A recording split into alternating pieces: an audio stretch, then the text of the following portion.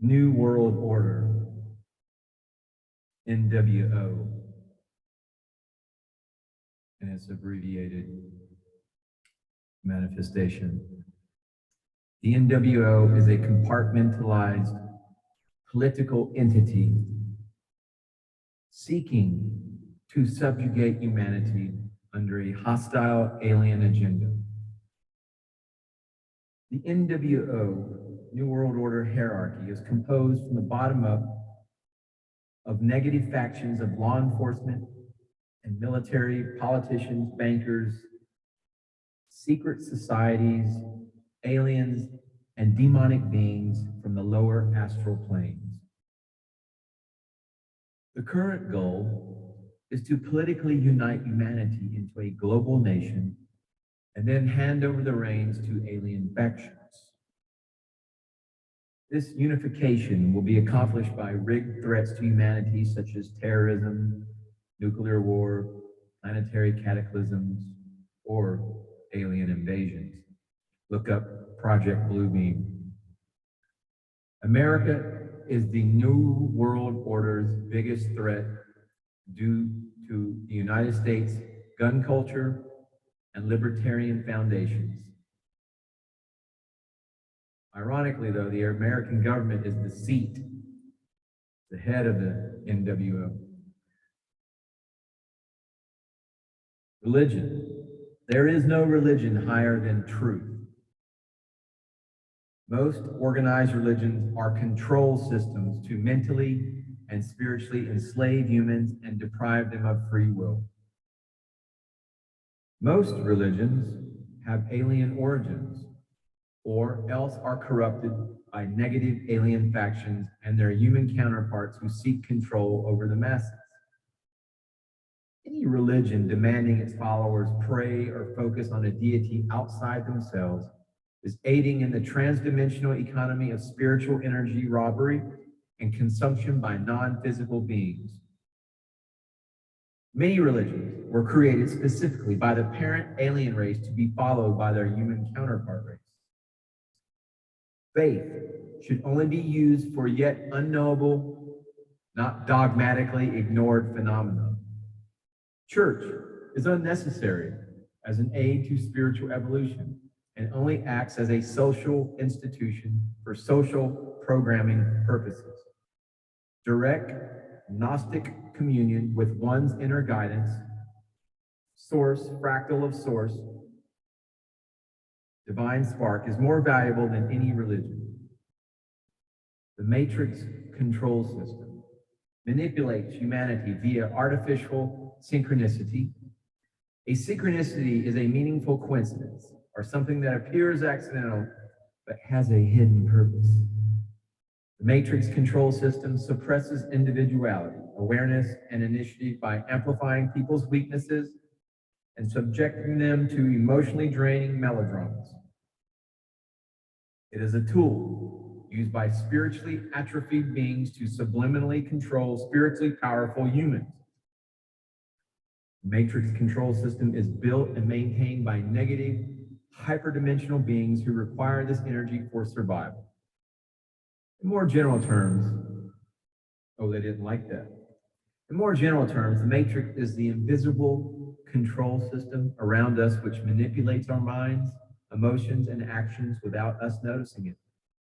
It uses a variety of human agents to accomplish its job. Anyone who lacks a soul or spirit is a prime matrix agent. Because they are directed by the matrix, these agents exhibit coordinated hive mind behavior. The matrix interfaces with the underlying machine code of our reality and can manipulate certain aspects of our timeline to create circumstances that bias our choices. At its core, the matrix is an etheric, pseudo-conscious machine that crunches data about our habits, emotional patterns, and current behavior in order to synchronistically insert an appropriate event in our life for effective control and the extraction of energy. Because we are more conscious than the matrix, we can overcome it. It's a matter of regaining and exercising our free will through knowledge. Viewed from the proper perspective, the matrix is merely a training program, indirectly helping us discover our weaknesses, strengthen our soul, and act from our spiritual core.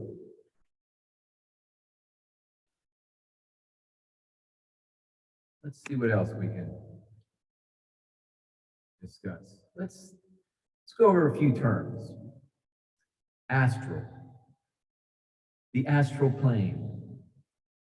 This is an important topic because your inner reality, your thoughts, your energies, when you sleep, all these things have their manifestation and they have their influence, their purpose, they're right there, just right above, just right there. When we close our eyes, the astral plane is right there, pertaining to the more diaphanous portions of the soul, those kind of ephemeral, those, but those non-tangible sort of realities that really end up becoming more real than this little flesh puppet, this little genetic vehicle of ours. But this astral plane involves feelings, the archetypes. This is where we have, like, say, the angel energies exist, but also the demonic energies, the lower astral plane. So feelings, archetypes, impressions, and passions exist on this plane, the astral plane. There's astral bodies. You have an astral body, astral plane, astral energies. The astral body is a component of our being that mediates the thoughts of spirit to the etheric body, to our light body, and communicates the impressions of the physical body to the spirit. The astral body is the seat of our feelings, desires, impressions, and passions. Its energies are active in our subconscious. The astral plane, also known as the inner planes, is a non-physical environment comprised of the energies of consciousness rather than configurations of matter. One can only access it, the astral plane, through the mind, by retreating from the outer physical or etheric world and turning within. The dream world, the afterlife, and the astral plane are all closely related. The astral body is composed of the types of energies found in the astral plane. The astral plane is the native environment of fifth density, but it intersects through the other densities like an elevator shaft intersecting the floors of a building. The lowest portions of the astral plane are home to demonic beings, the highest to angelic ones, with the middle regions inhabited by second, third, and fourth density beings in their out-of-body or afterlife states. Astral beings are those who lack physical and etheric bodies and exist primarily as disincarnate entities in the astral plane. Astral energies are the basis of feelings, impressions, and passions, but more fundamentally, they are energies that convey archetypes or signatures, specific ideas in a Platonic sense, paradigms. A particular emotion is simply an impulse that pulls us into conformance with a particular archetype. In thought forms, the astral component acts as the core program, impulse, or goal that the archetype attempts to fulfill. In alchemy, the astral energy of gold acts as a vibratory signature that, when impressed upon lead through a potent etheric mediator, reconfigures that substance into gold.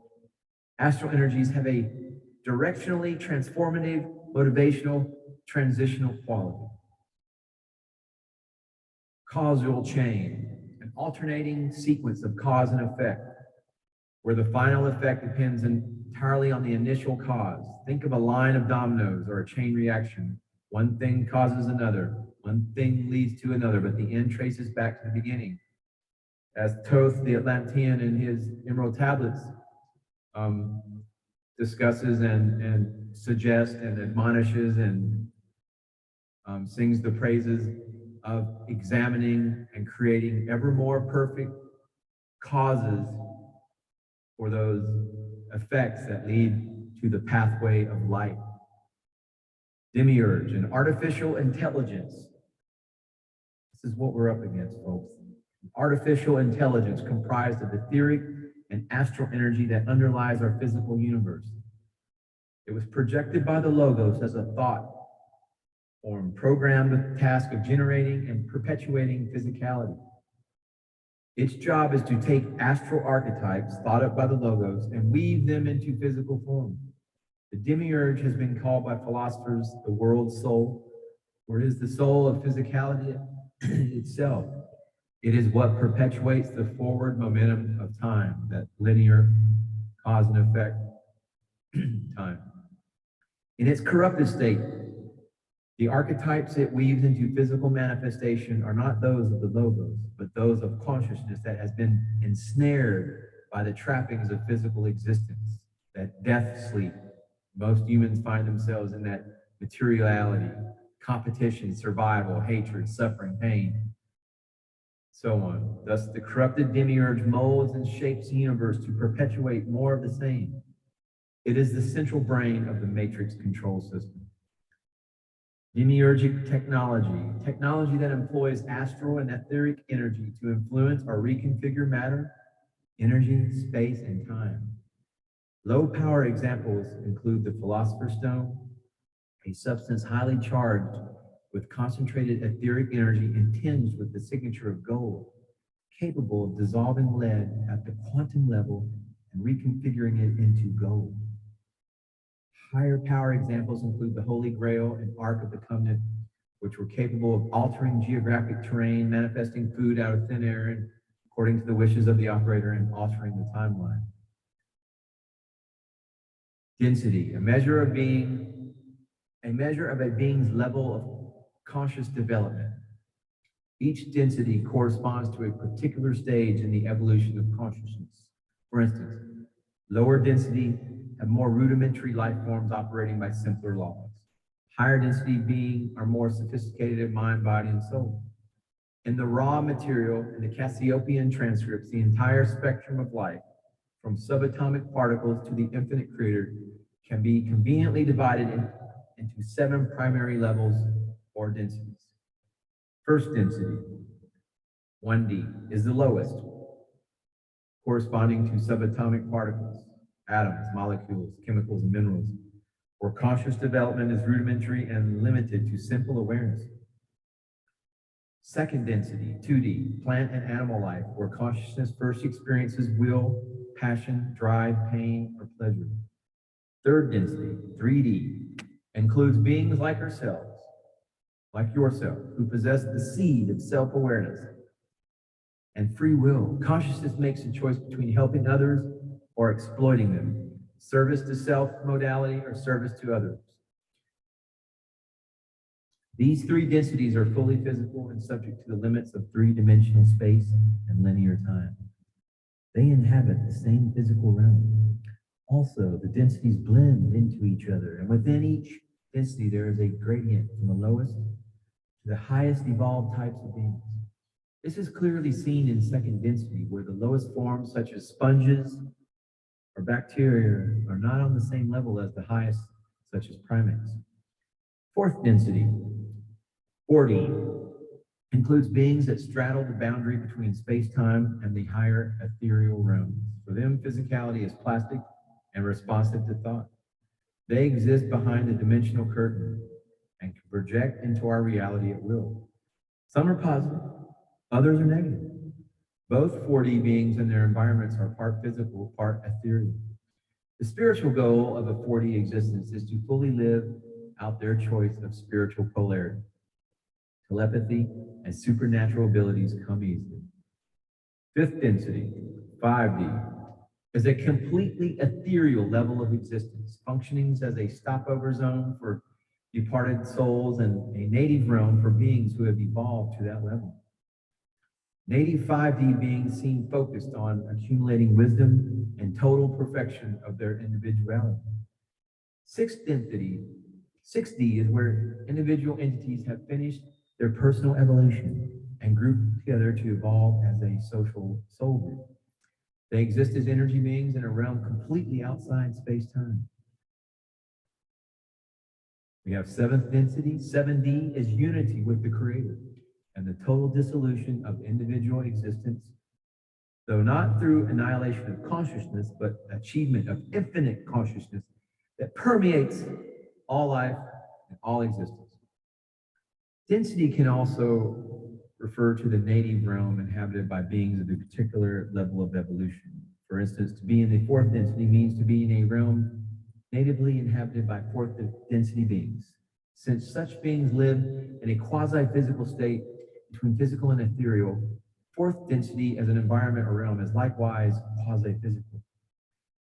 It is the superset to our rigidly physical realm, the room to our fishbowl. In fourth density, space-time is more fluid, flexible, and responsive to consciousness. It is an etherically potent environment. Deterministic.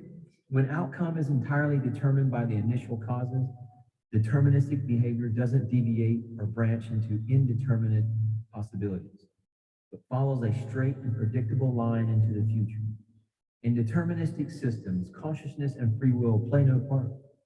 Machines, robots, computers, and anything completely physical is deterministic in its behavior.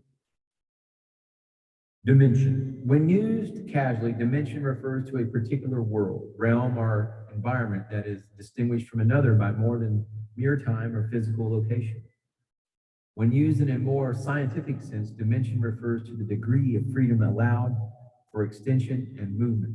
These two definitions are sometimes interchangeable, sometimes not, and sometimes they correspond to density, sometimes not.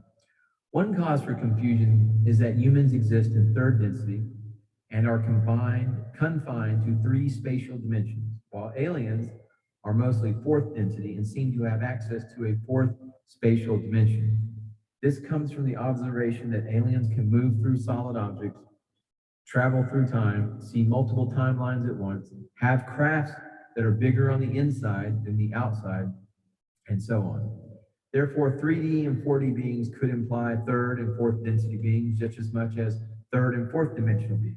The terms hyperdimensional and higher density are synonymous in my estimation for that reason. So hyperdimensional, higher density.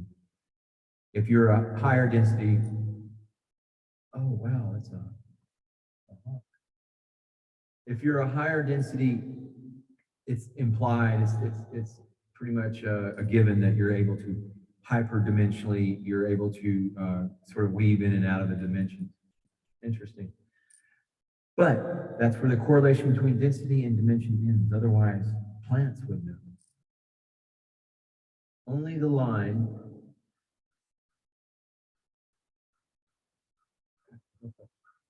No, that's a crow. Wow. That is uncanny. He's just sitting right outside my window, squawking. Anyway, I think I'll hold up there, folks. Looks like, oh, that's weird. That's odd behavior. I've never seen that. Anyway, I hope everybody's having a great day. I have a crow friend, a raven friend out there that wants to visit with me. He's just hopping up and down, squawking right outside my window. Never seen that before. I've seen hawks land, and there he is again. Okay, well, namaste, namaskaram.